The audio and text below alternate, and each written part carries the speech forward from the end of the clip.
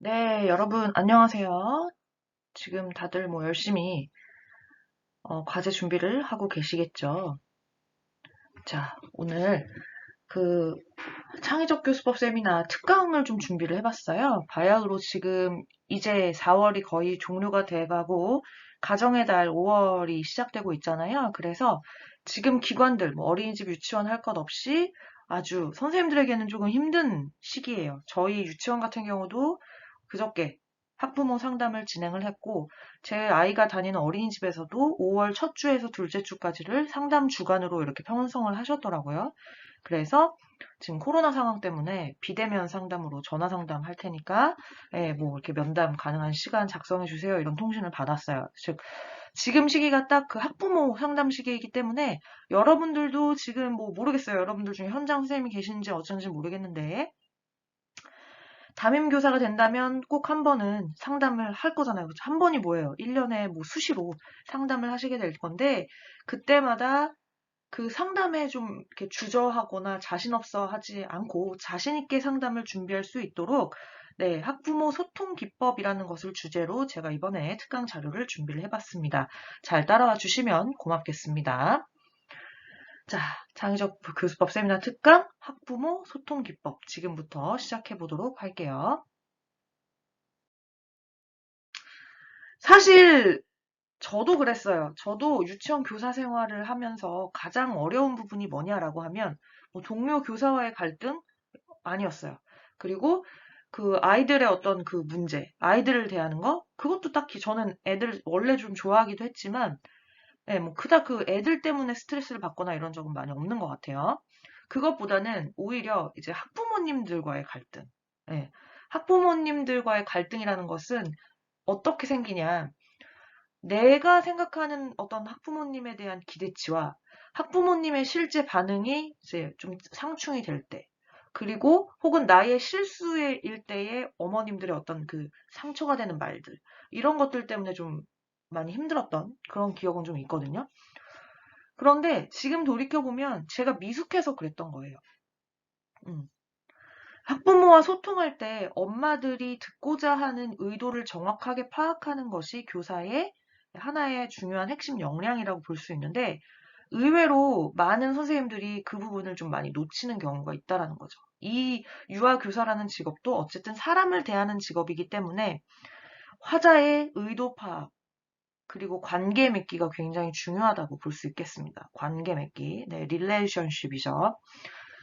그리고 이제는 제가 학부모가 되니까 뭐 되게 마음이 달라졌어요. 근데 여러분들도 아마 지금 아직 뭐 결혼을 안 했고 막상 유치원에 취업을 한다면 그냥 제 얘기를 하는 거예요. 저 같은 경우는 처음에 유치원 교사를 할 때 되게 자존심이 상했던 것 중에 하나가 뭐냐면 나는 아이들에게 최선을 다하고 어머니들께도 막 굉장히 상냥하게 이렇게 인사도 해주고 예를 들면 등원할 때 어머니 안녕하세요 뭐 땡땡이 왔어 어유 오늘은 예쁜 신발을 신고 왔네 리본이 달려있네 막 이렇게 얘기하는데 그 어머님은 표정이 뚱해 가만히 서 계시는 거야 예. 그리고 내가 막 어머니 뭐 오늘 날씨 너무 좋네요 막 이런 식으로 얘기를 하면 그 학부모 반응이 네, 네 수고하세요 이러고 그냥 가버리시는 거예요. 이 정도라도 얘기하면 다행이에요. 그냥 그렇게 앞에서 맞이하는 선생님을 병풍 취급하신 학부모님도 계세요. 병풍. 응. 그냥 나는 막 이렇게 최선을 다해서 하고 있는데 그 엄마는 빨리 들어가. 하고 그냥 뒤돌아서 가버리는 거예요. 인사도 없이. 예. 그럴 때 좀 상처받기도 했어요. 솔직히. 학기 초에. 근데 내가 애를 키워서 육아를 해보니까 이해가 돼요. 네. 왜 이해가 되냐? 일단 엄마들은 굉장히 바쁩니다. 바빠요. 그리고 정말 육아 스트레스라는 것도 있고, 그리고 뭔가 이제 막 그 말로 형용할 수 없는 그 힘듦이라는 게 항상 깔려 있어요. 네. 그렇기 때문에 그 엄마 입장에서는 그 애가 유치원에 들어가는 거를 보는 것조차도 예, 굉장히 좀 그 뭐랄까요. 일과 중에 하나인데 되게 심각한 일인 거예요. 아니야. 뭔가 내가 말을 잘못한 것 같아. 이런 뉘앙스가 아니고요. 나의 그 소중한 자녀가 기관에 들어가는 것 자체가 굉장히 염려스럽고 우려되는 일인데, 그걸 잘 해낸다는 거를 그냥 지켜보는 걸로도 이게 긴장이 될 수 있다라는 거죠. 이해가 되실까요? 네. 다시 좀 말을 바꿔서 얘기하자면, 선생님에 대해서 무시하거나, 선생님에 대해서 뭐 부정적인 감정이 있어서 그렇게 어머님들이 이렇게 무표정하고, 그렇게 하시는 게 아니라, 그냥 내 아이에 대한 우려, 걱정, 플러스 본인의 어떤 그 스트레스, 일과 중에 느끼는 육아 스트레스, 이런 것들, 혹은 실제로 그 엄마가 뭔가 뭐 아침에 남편하고 투닥투닥 싸움이 있었다든지 할 수도 있겠죠. 여러 가지 이유, 플러스 어머님들도 되게 낯설어 하세요. 등하원지도 할 때 선생님의 그 사근사근한 모습 보면, 물론 너무나 이렇게 친절하신 부모님들도 많지만, 매일 반복되는 일인데, 매일 그렇게 친한 척을 막 하시기는 좀 어려울 수 있다는 거죠. 음. 그리고 또 이런 생각도 가질 수 있어요. 아, 내가 빨리 등하원하고 빠져줘야 그 다음 엄마들을 맞이하실 수 있겠구나. 이런 생각도 들 수 있어요. 예. 그러니까 여러 가지 이유로 그 어머님들은 굉장히 자연스럽게 행동한 건데, 저는 사실 초임 때 되게 좀 상처받았거든요. 아니, 왜 엄마들이 저렇게, 나는 이렇게 생글생글 웃으면서 최선을 다해서 맞이를 하는데, 어쩜 저렇게 무표정하실 수가 있지? 라고 좀, 되게 속상했는데, 지나고 보니까 그건 나의 문제였더라고요. 예, 그렇게 생각할 게 전혀 아닌 거예요. 여러분들도 혹시 나중에 현장 가셔가지고, 나는 이렇게 100% 노력을 해갖고 어머니한테, 어머니 안녕하세요 하면서 이렇게 막 너무나 친절하게 하는데, 왜 엄마들은 저렇게 뚱한 표정으로 쌩 가버릴까? 예, 전혀 염두하지 말라는 얘기예요. 예. 그 어머니들의 마음은 그렇지 않을 수 있다라는 거죠. 늘 선생님께 감사하는 마음이 있지만, 그거를 표현하는 방식은 사람마다 다 다르다는 거예요. 예. 자, 또 하나, 상담 전 준비 슬라이드를 켜놓고 왜 이렇게 말이 기냐? 네. 학부모 상담도 마찬가지라는 거예요. 준비되지 않은 교사가 상담에 들어갔을 때 할 수 있는 대화의 양은 그리 많지 않아요. 왜냐면 거꾸로 입장 바꿔서 저도 지금 상담을 앞두고 있는데 막상 담임쌤한테 무슨 얘기를 해야 할지 전혀 모르겠어요. 그냥 뭐 우리 애가 유치원 잘 생활하면 좋아요. 뭐 우리 애가 뭐 그냥 친구들하고 관계는 어떤가요? 뭐 이 정도 질문할 수는 있겠지만, 저는 전공자인데도 이렇게 별로 할 말이 없거든요. 근데 대다수의 학부모님들은 기관에 가서 무슨 말을 해야 될지 잘 몰라요. 그래서 우리가 인터뷰할 때도 인터뷰 질문이 굉장히 중요하듯이, 상담하기 전에 만반의 준비를 하셔야 된다는 거예요. 네, 어떤 준비들을 할 수 있겠냐?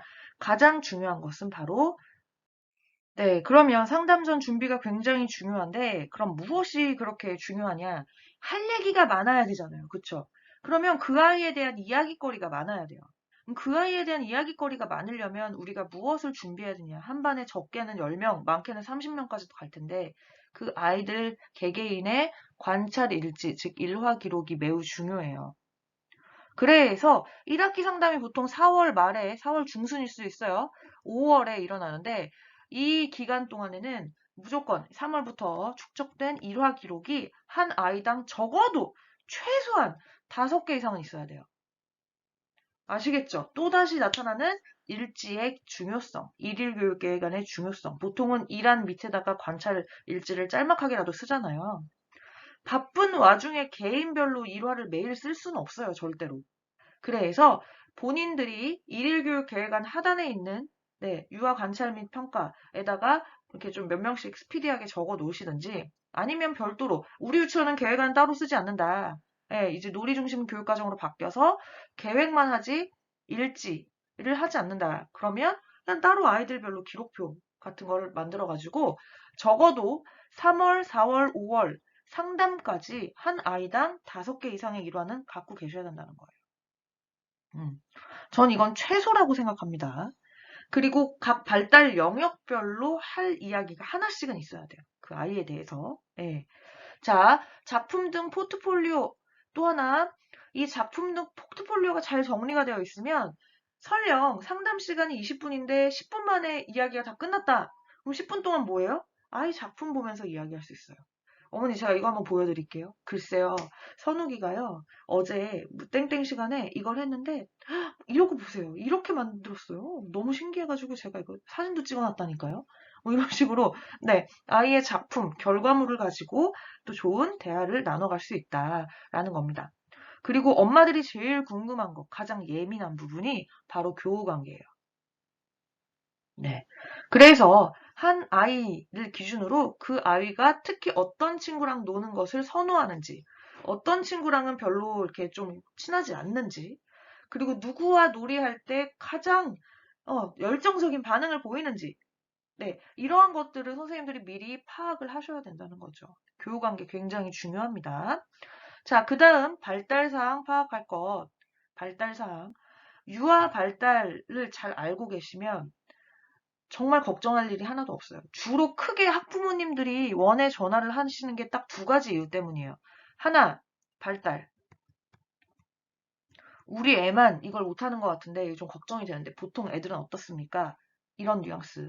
또 하나는 이제 컴플레인이죠. 안전사고 등등에 대한 네, 뭔가 컴플레인입니다.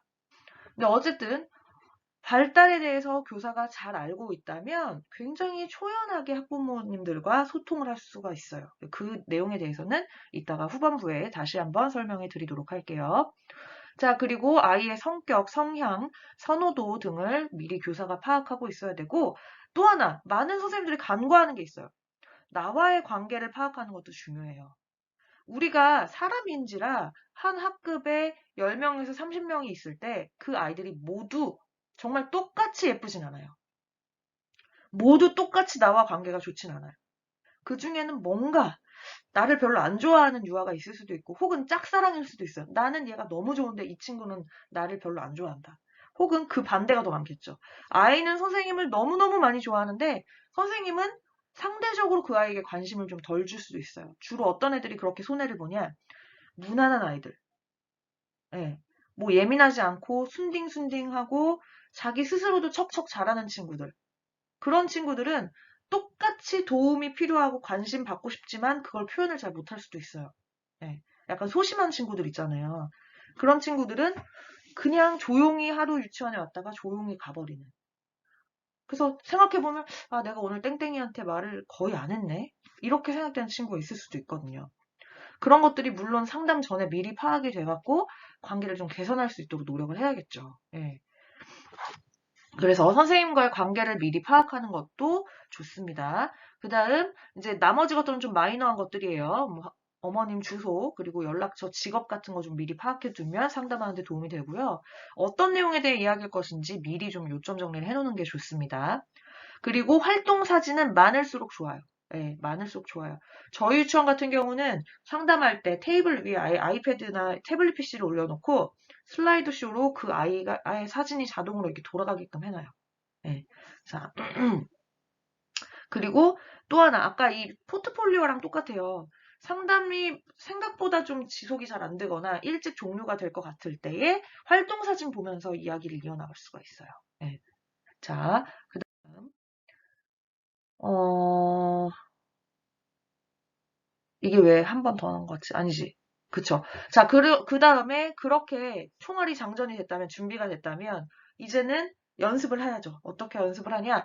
전반적인 유아 발달에 대해서 선생님이 알고 계셔야 되고, 이 전반적인 유아 발달에 대해서 알고 있는 것과 동시에, 이건 팩트.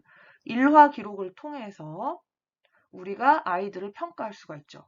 예. 그래서 실질적인 어떤 아이의 일화 행동들을 잘 자세히 기록을 해놓고 제가 오늘 왜 이렇게 혀가 꼬이냐면요. 얼굴도 살짝 빨간 것 같은데 술 취한 거 절대 아니고 혓바늘이 굉장히 좀 심하게 났어요. 그래가지고 말할 때마다 혀가 좀 꼬이는데 이해해 주시길 바랍니다.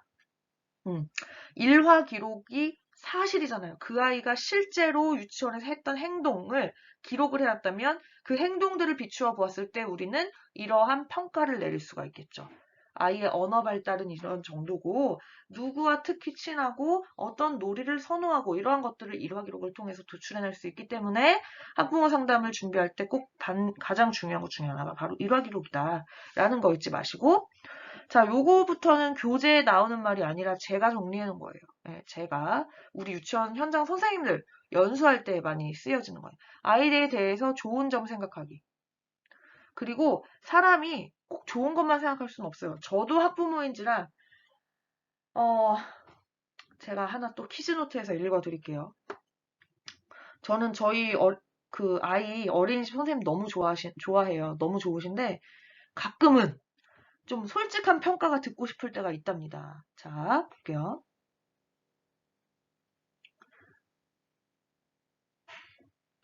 참고로 저희 아들은 아직 말을 잘 못합니다. 예, 지금 이제 20개월이에요. 근데 제가 봤을 땐 우리 아들이 좀 느려요. 예, 느리고 좀 문제가 있어요. 근데 우리 담임 선생님 어떻게 쓰셨냐면 종이에 뭘 그렸니? 라고 물으니 아기상어를 가리키며 쭝얼쭝얼하네요. 잘 그렸구나. 아기상어 그렸어? 말하며 하이파이브하고 신나해하는 지우였어요.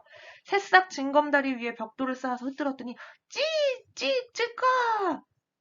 하고 옆에 관호하고 선생님이 해석을 하셨어요. 정말 꿈보다 해몽이야. 내가 쌓고 넘어뜨렸어요. 라는 손으로 가리키면서 열심히 설명을 하는 거예요. 노란 점토로 바나나를 만들고 칼로 잘라서 지유 냠냠 친구도 주고 과일 모형도 칼로 반쪽을 내고 찌! 이짜! 이후! 나눠주었어요. 얘기하는 모습이 너무 귀엽습니다. 네, 저는요 사실 집에서 저희 아이랑 놀이를 할 때 좀 걱정되는 게 뭐냐면 어떤 표상 이런 걸 잘 안 해요. 지금 이 선생님이 뭐라고 했어요? 바나나를 잘라서 먹여준다 이런 거를 선생님께서 주관적으로 해석을 하신 거예요. 내가 봤을 때는 우리 아들은 이런 거 못하거든요, 아직. 예. 그래요. 아직 못해요. 그리고 뭔가 해석을 하는 데 있어서도 완전 그 선생님의 어떤 그 해석 되게 좋아요. 되게 굉장히 감사한데 제가 봤을 때는 그냥 내뱉는 소리. 아직 좀 느리거든, 우리 아들이. 그래가지고 이런 부분을 좀 개선할 점으로 얘기를 해주시면 좀 더 좋겠다. 솔직히 솔직한 평가가 필요할 때도 있잖아요. 그쵸? 근데 여기서 또 주의할 점. 지우가 좀 느리거든요. 이렇게 얘기하면 기분이 나쁘죠.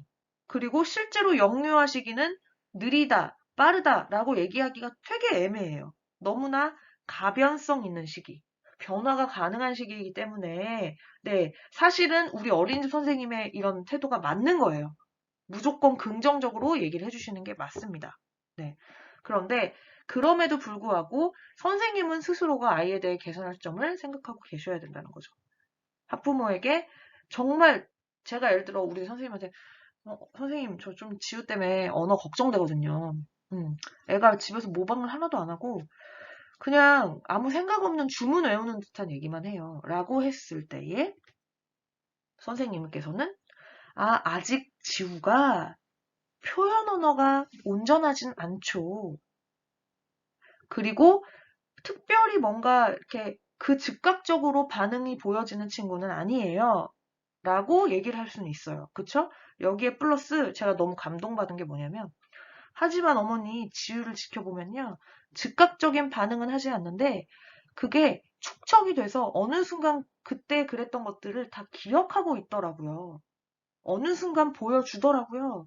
이 얘기를 굉장히 구체적인 일화를 섞어서 말씀해 주시는데 마음이 싹 놓였어요. 그 이후로 제가 저희 아들을 보니까 진짜로 예를 들면 이런 거예요. 지우야, 여기 물통이 있네. 엄마가 이거 물통으로 이렇게 컵에 따라서 줄게. 지우는 컵으로 물을 마시는 거예요. 어떻게 마셔야 되지? 하면 안 해요. 그냥 딱 쳐다보고 이러고 이 컵을 이거 가지고 그냥 계속 물 뿌리는 놀이만 해요. 이건 하나도 안 해요. 그냥 물 뿌리는 놀이만 계속해요. 근데 한 일주일, 이주일 지난 어느 순간 갑자기 지가 지 물컵에 물을 따라서 하더라는 거예요. 예. 즉, 아이마다 반응을 보여지는 시기가 조금 다를 수 있다라는 거를 이렇게 얘기를 해주시니까 되게 평소에 그 너무나 긍정적이만 한 그런 메시지들이 더 기분이 좋게 받아들여지더라고요. 네.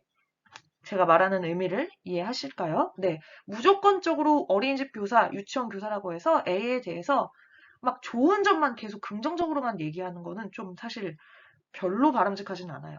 음.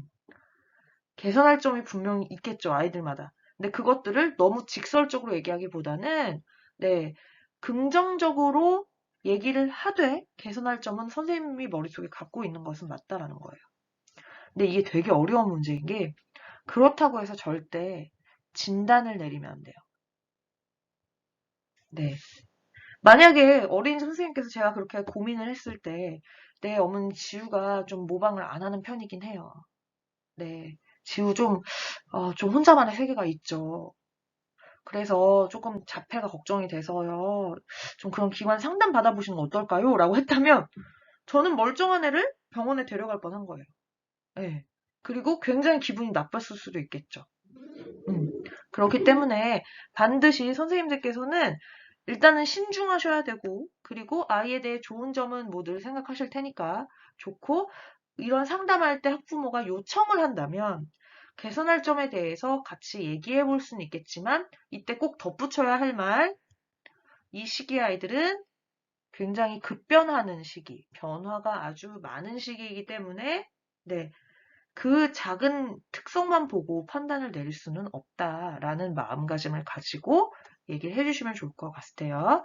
자, 여기에 당연히 바른 자세, 태도 지니셔야 되고, 밝은 미소와 차분하고 분명한 목소리, 훈훈한 분위기의 사진, 동영상 자료, 아이들의 생활을 알 수 있는 사진 자료.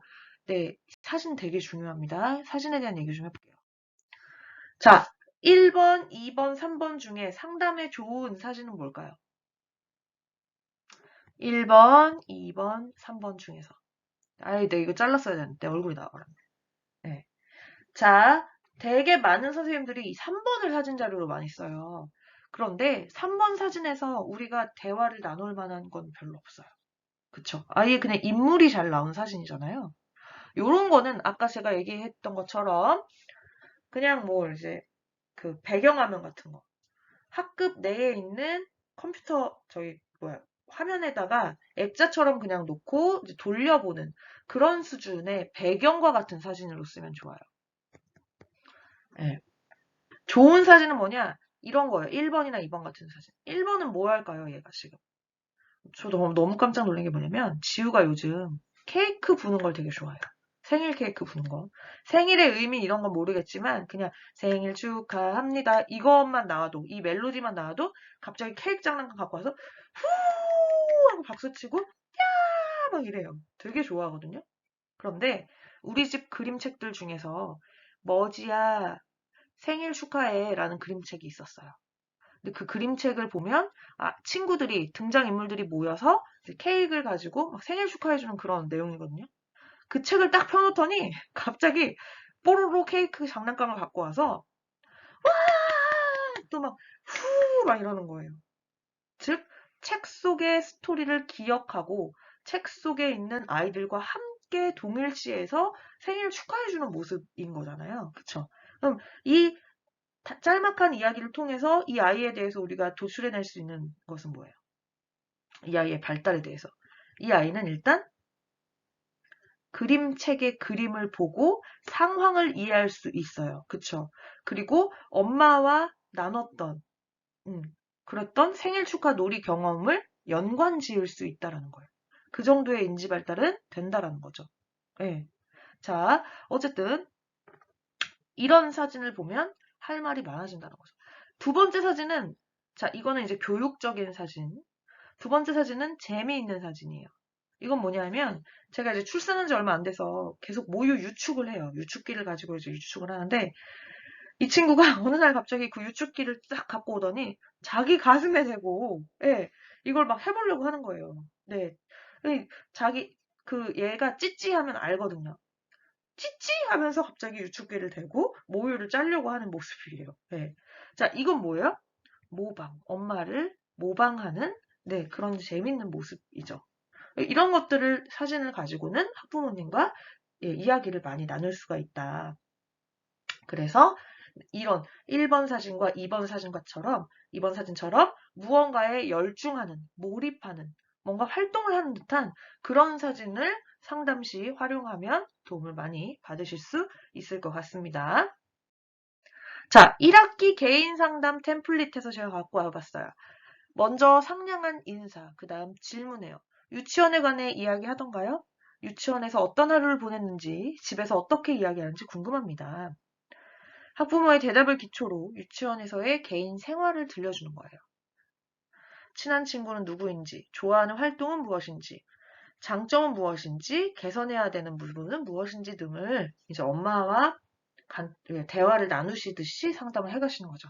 그리고 마지막 가장 중요한 질문, 담임교사에게 특별한 바라는 점이 있다면 무엇인가요?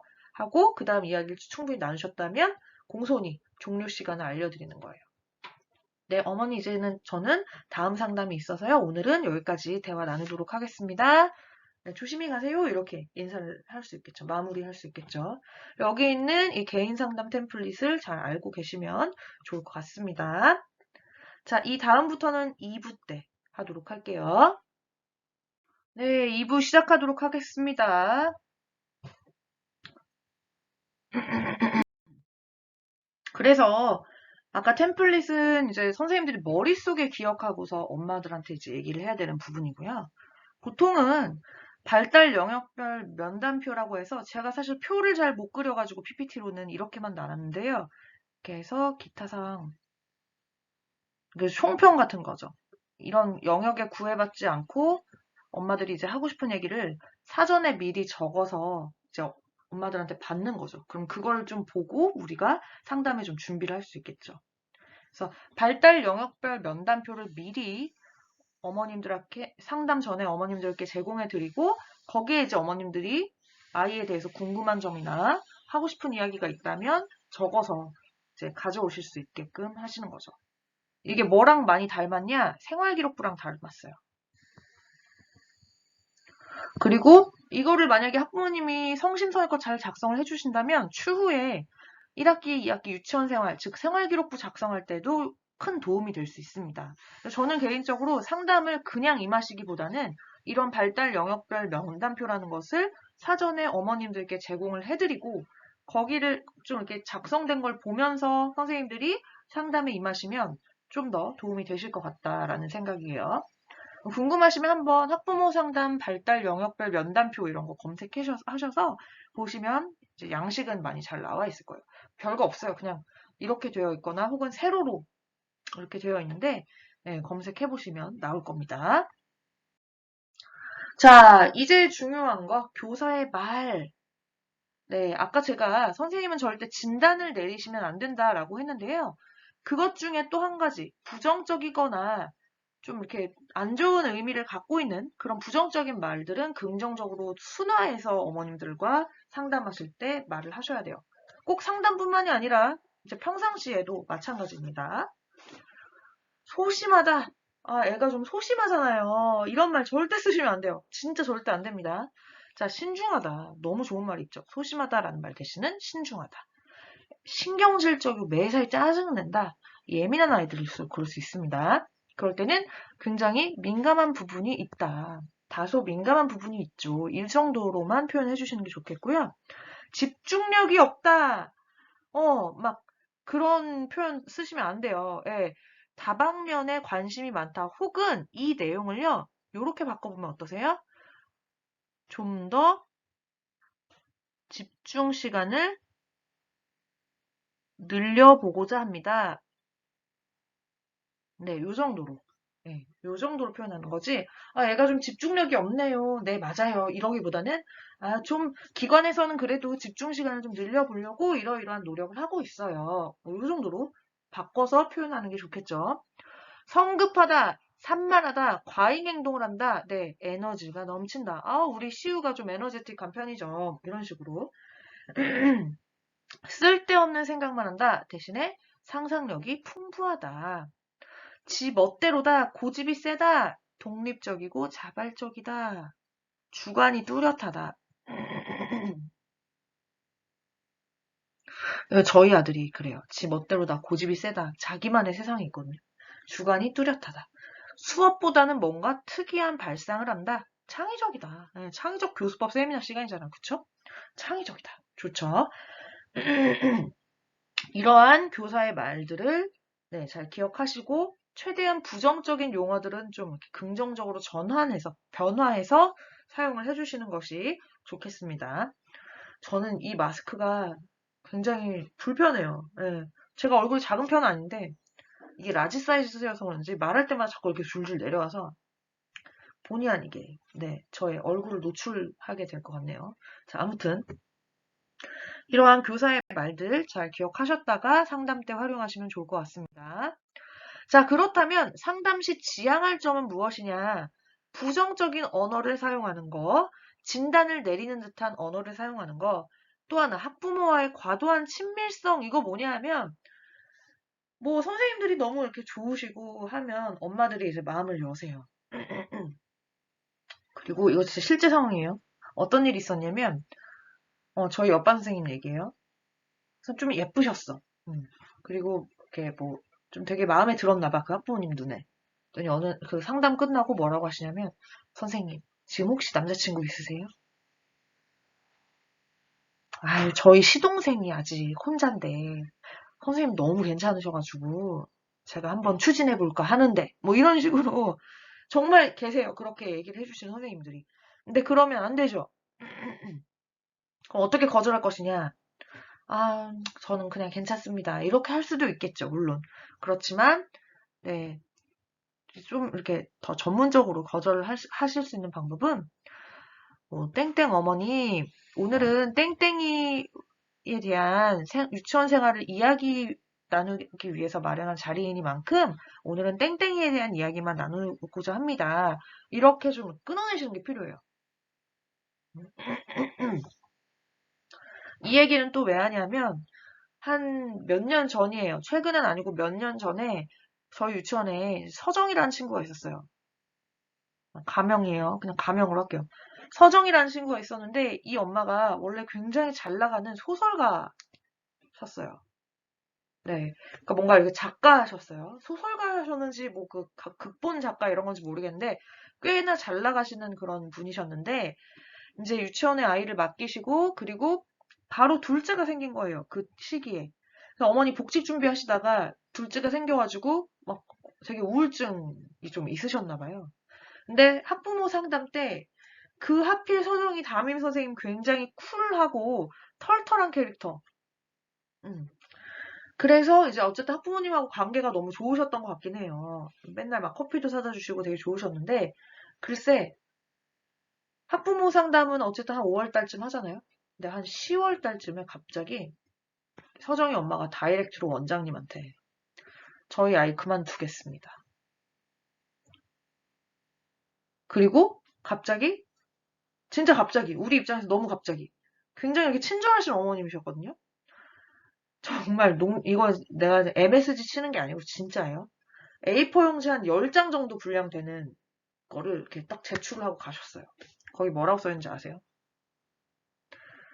2010년 3월 아니 8월 며칠 담임 선생님한테 인사를 했는데 받아주지 않고 2층 복도로 그냥 올라가 버리신 이런 거 있죠. 예, 이런 본인이 담임 선생님께 불만이었던 사항을 빼곡하게 기록을 하신 거예요. 그리고 10월 달쯤에 그거를 이유로 원장님 전 이런 이유로 이제 더 이상 저희 아이를 담임 선생님께 믿지 못하고 신뢰를 하고 믿지 못하고 그냥 그만두겠습니다. 이러고 바로 그만두셨어요. 그 선생님이 엉엉 우시면서 엉엉 우시면서 오셨어. 대체 이 엄마랑 무슨 일이 있었던 겁니까? 라고 물어봤더니 다른 건 다 빼고 5월 달쯤에 상담 때 있었던 일을 얘기해 주시는 거예요. 네. 무슨 얘기를 하냐? 이 엄마가 학부모 상담 때 이제 선생님한테 감정을 주체하지 못하고 자기 속에 있는 얘기를 다 한 거예요. 어떤 얘기까지 했냐면 선생님 저는요 아이가 자고 있을 때 아이 고통스럽지 않게 어떻게 하면 이 세상을 떠나게 할 수 있을까? 제가 지금 녹화가 나니까 순화해서 얘기하는 거예요. 어떻게 하면 이 아이를 이제 없앨까? 그거를 고민을 한 적도 있다라고 말을 해요. 우시면서. 그만큼 제가 요즘 너무 힘들어요. 네. 그 얘기를 하셨는데, 자, 여러분들이 담임 선생님일 때 이런 얘기를 들었어요. 엄마의 너무나 그 속 깊은 정말 얘기잖아요. 그쵸? 이 얘기를 원장님이나 원장님한테 얘기하실 거예요? 아니면 혼자서 간직하고 있을 거예요? 네. 이 선생님은 너무나 성격이 좋으신 분이고, 그러신 분이었거든요. 혼자 그냥 의리 있게 간직하신 거예요. 예, 외부에 얘기를 안 하시고. 그러니까 이 엄마는 본인이 순간적으로 감정이 주체를 못해갖고 그렇게 다 말씀을 하셨는데 집에 돌아가서 생각해 보니까 이건 아닌 것 같은 거야. 아, 내가 담임 선생님한테 너무 괜한 얘기를 했다. 아, 내가 왜 그랬을까? 고민을 하셨겠죠. 그리고 나서 우리 아이가 그런 엄마한테 그런 취급을 받는 애라고 생각해서 우리 아이한테 이렇게 행동하면 어떡하지? 우리 애기만 좀 이렇게 잘 안 해주면 어떡하지? 이런 생각을 하신 것 같아요. 그냥 나의 추측에. 그리고 그 다음부터는 본인은 어떻게 할까요? 네. 더 면밀히 아이와 그 선생님 관찰하게 되는 거예요. 그 엄마는. 제가 하는 말의 의도를 아시겠어요, 여러분? 네. 학부모 상담 때 해야 되는 이야기와 해서는 안 되는 이야기를 구분하셔야 됩니다. 엄마들이 뭔가 좀 너무 지나칠 정도로 자기의 감정에 대해서 얘기를 하려고 할 때에 어머님 잠시만요. 오늘은 땡땡이에 대한 발달 사항에 대한 상담이기 때문에 요것과 관련된 이야기만 좀 나눠볼게요. 추후에 제가 필요한 일 있다면 전화 상담으로 대체하겠습니다. 이렇게 끊어낼 필요도 있다라는 거예요. 그래서 아까 서정희 케이스 같은 경우는 애초에 담임선생님이 이 정도로 좀 약간 선을 그었으면, 네, 선을 그었으면 이렇게 일이 좀 되진 않았을 거예요.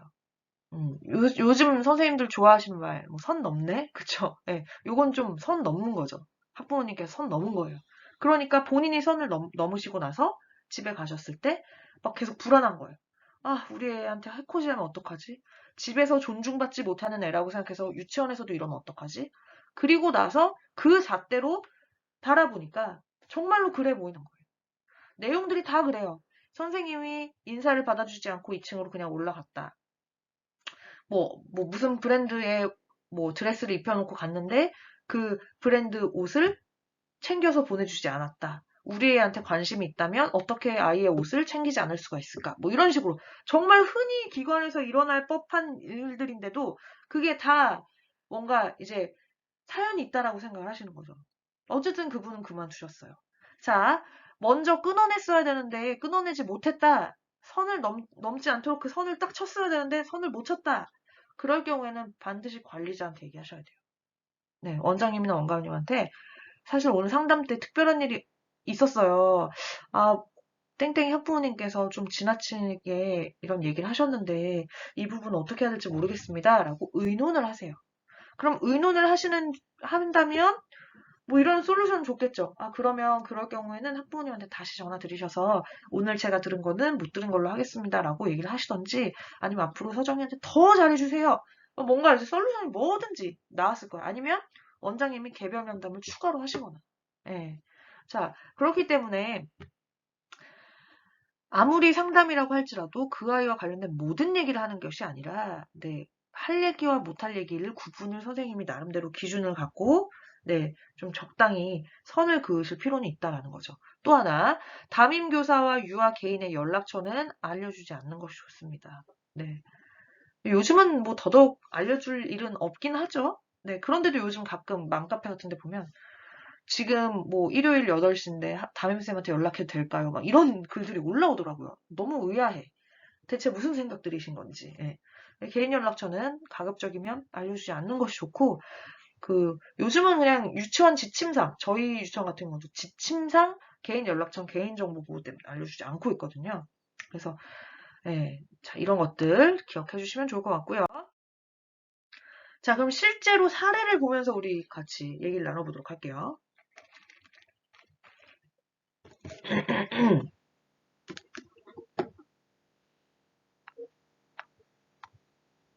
잠시만요, 여러분.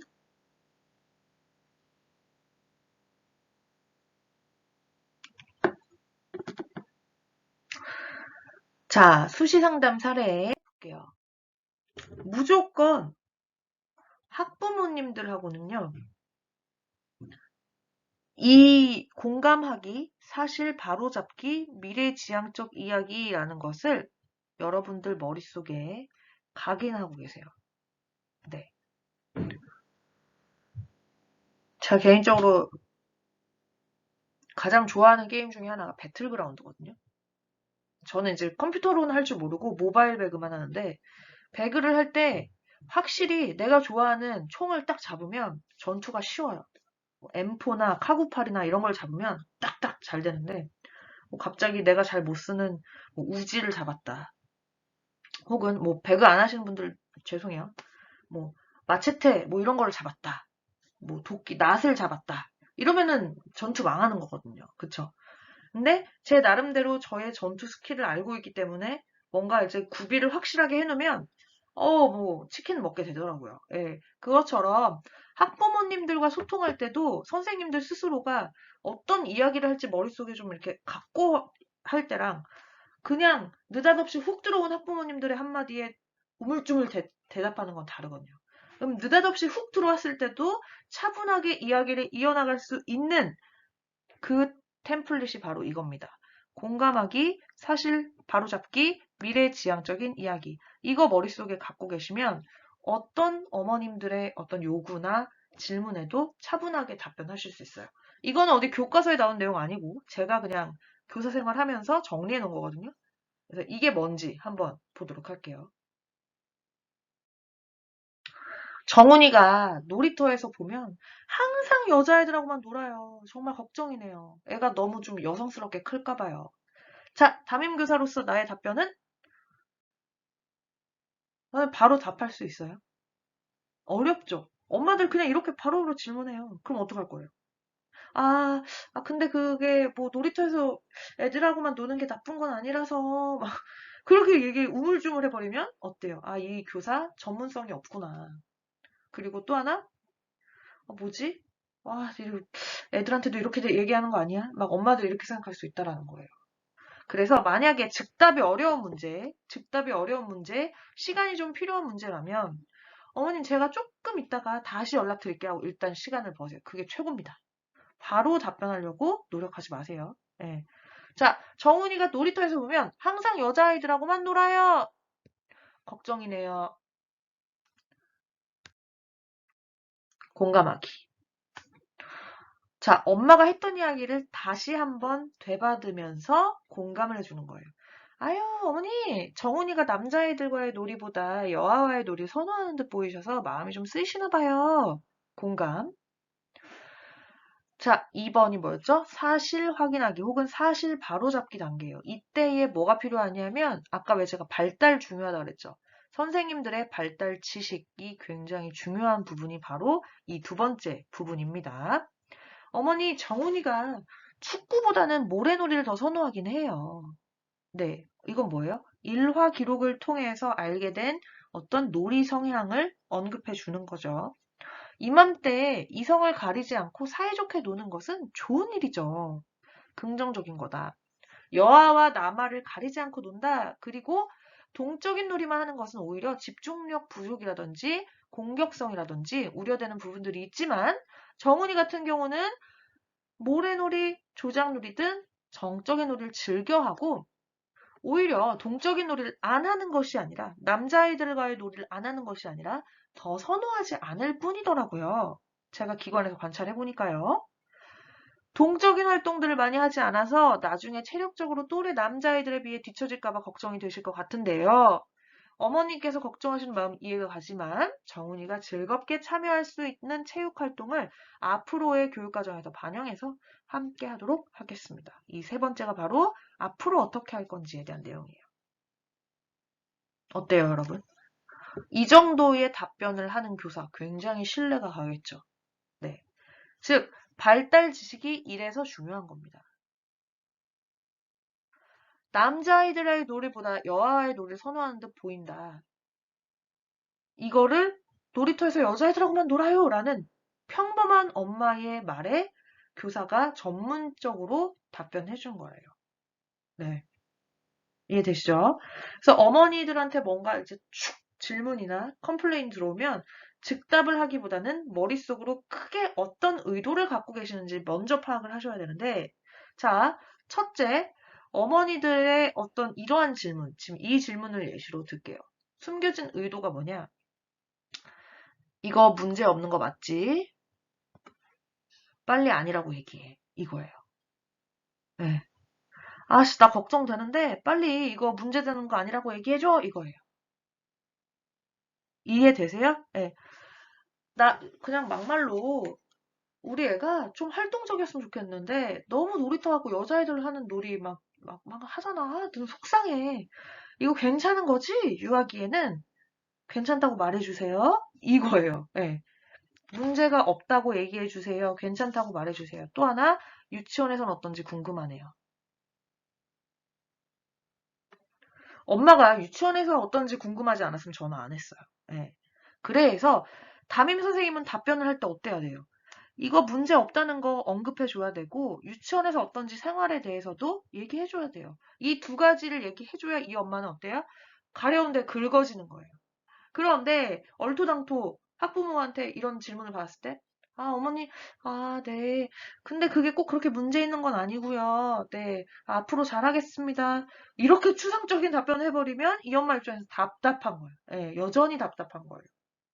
그래서 어머님들이 뭔가 그 선생님한테 전화해서 질문을 하거나 뭔가를 했을 때 선생님들의 역할은 뭐예요? 숨은 의도를 파악하고 그 의도를 해소해 줄 수 있을 법한 답변을 해주셔야 되는 거예요. 근데 꼭 이 질문뿐만이 아니라 대다수의 발달과 관련된 질문들은 다 이거예요. 문제 있나요? 문제 없는 거겠죠? 궁금함과 유치원에서는 어떤지 궁금하네요. 이 두 가지를 언급해 주시는 것이 되게 좋습니다. 자, 일과 중에 우리 반 애가 다친 거예요. 이때 어떨까? 자, 가장 좋은 거, 다친 그 즉시 전화하세요. 이거는 시간을 지체할수록 선생님들에 대해서 불만이 생길 수 있어요. 그러니까 바로 그 다친 즉시 전화를 하거나 뭐 근무 중이시라면 문자를 남긴다든지 이런 식으로 하시는 게 좋아요. 우람이 어머님 통화 가능하신가요? 다름이 아니라 교실에서 안전사고가 있어 전화드렸어요. 그리고 여기는 뭐예요? 실제 상황에 대해서 정확하게 전달해 주는 거예요. 1시 10분쯤에 점심시간 끝나고 자유시간에 쌓기 하고 있었는데, 기차놀이를 하고 있었는데, 서로 같은 기차를 갖고 싶다고 하다가 상대 친구가 이마를 기차로 이렇게 찍었어요. 상처는 제가 바로 사진 찍어서 어머님 휴대폰으로 보여드렸어요. 자, 그 다음부터가 아까 그 3단계 들어가는 거예요. 많이 놀라셨죠? 공감. 제가 아이들을 잘 지켜봤어야 되는데 정말 죄송합니다. 후시딘 연고를 자, 사실 확인하기. 댁에서도 살펴봐 주세요. 3번. 유치원에 있는 동안 우람의 상태 수시로 확인하고 앞으로 이런 일이 생기지 않도록 제가 더 아이들을 챙기겠습니다. 죄송합니다. 죄송한 마음입니다. 죄송합니다. 네. 죄송하다는 표현을 할 수밖에 없어요. 애가 다치면. 어쨌든 기관의 책임이기 때문에. 네. 그리고 뭔가 이 안전사고와 관련해서 절대 하지 말아야 되는 거 변명입니다. 제가요, 뭐뭐 해서요, 뭐 했거든요. 그런 사이에 이렇게 돼버린 거예요. 이렇게 얘기해 버리시면 이거는 정말 너무 용서가 안 되는 일인 거예요. 예. 그래서 절대로 변명하지 말고 무조건 아이가 다쳤을 때는 안쓰러운 마음, 학부모와 똑같은 마음이 되셔야 돼요. 죄송하다는 마음, 예, 그 마음을 가지고 상담에 임해 주셔야 돼요. 그런데 아까처럼 발달과 관련된 사항에 있어서 무조건 죄송하다고 할 필요는 절대 없어요. 네. 자, 그런데 타이밍을 놓쳤다. 일과 후, 하원 후에 보고를 해야 된다. 그럴 때는 이렇게 얘기를 하시면 되겠죠. 안녕하세요, 어머니. 오늘 우람이 상처가 많이 나서 많이 놀라고 속상하셨죠? 공감. 다름이 아니라 오늘 뭐가 있었습니다. 자, 눈을 한번 읽어보세요.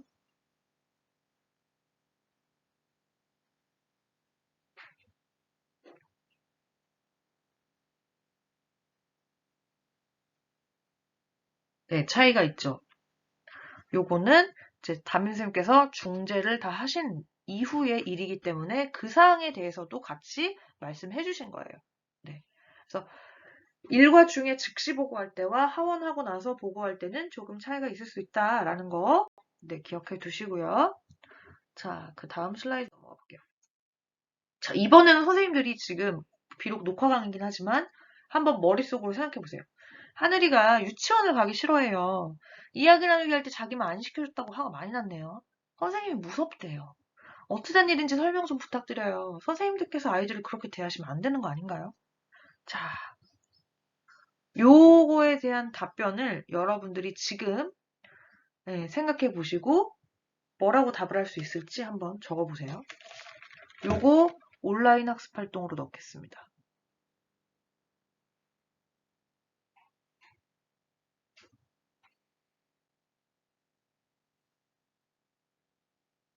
원래 25분 강의에 온라인 학습 활동을 하나씩 하나씩 넣게 돼 있는데 오늘 요거 50분 강의로 해서 온라인 학습 활동 없이 하고 이따가 이제 현장 사례랑 뭐 또 하나 그 동생이 생긴 유아에게 하나 이렇게 넣을 건데요. 그 마지막 거에 대한 온라인 학습 활동으로 요걸 넣어볼게요. 그래서 여러분들이 나름대로 완성을 하셔가지고 예, 답을 한번 해보세요. 왜냐면 직접 여러분들이 써봐야 이게 여러분들 꽤 되는 거니까. 자, 힌트, 공감하기, 사실 확인하기, 미래지향적 이야기 이렇게 3단계로 우리가 답변할 수가 있다.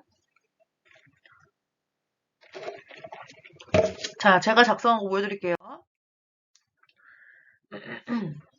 첫 번째 공감하기. 글자가 너무 이렇게 짜부라졌네요. 보기 어렵게. 하늘이가 그렇게 이야기를 전해드렸다니 속상하시겠어요. 저도 하늘이가 안쓰럽네요.